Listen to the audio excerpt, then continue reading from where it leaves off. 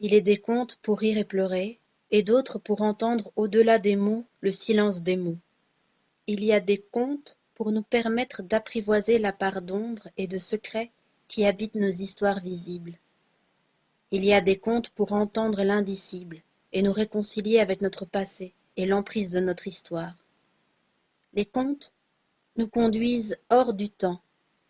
Ils sont hors des commencements et vont bien plus loin que les finitudes qui tissent une vie. Les contes s'inscrivent dans un espace où l'âge des lecteurs est toujours celui des lectures qu'ils font. Tout savoir, aussi mouvant et relatif soit-il, contient une part de questionnement qui échappe à toutes les réponses. Les contes naviguent au plus près des interrogations qui nourrissent l'indicible. Les mots d'un conte peuvent être comme des coups de gong qui frappent le tambour de l'imaginaire.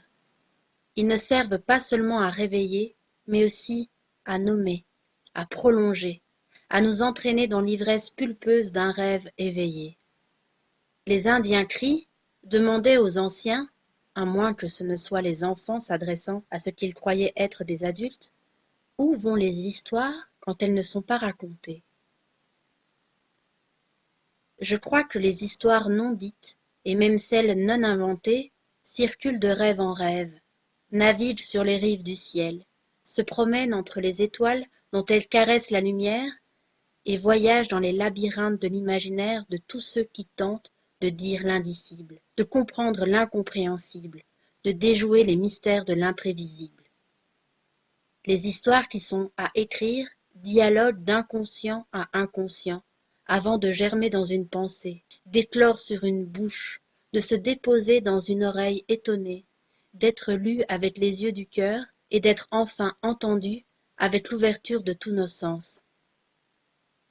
Chacun d'entre nous, enfant, adulte ou vieillard, possède au fond de la mémoire de tous ses oublis des histoires simples ou complexes, destinées à survivre au risque du temps.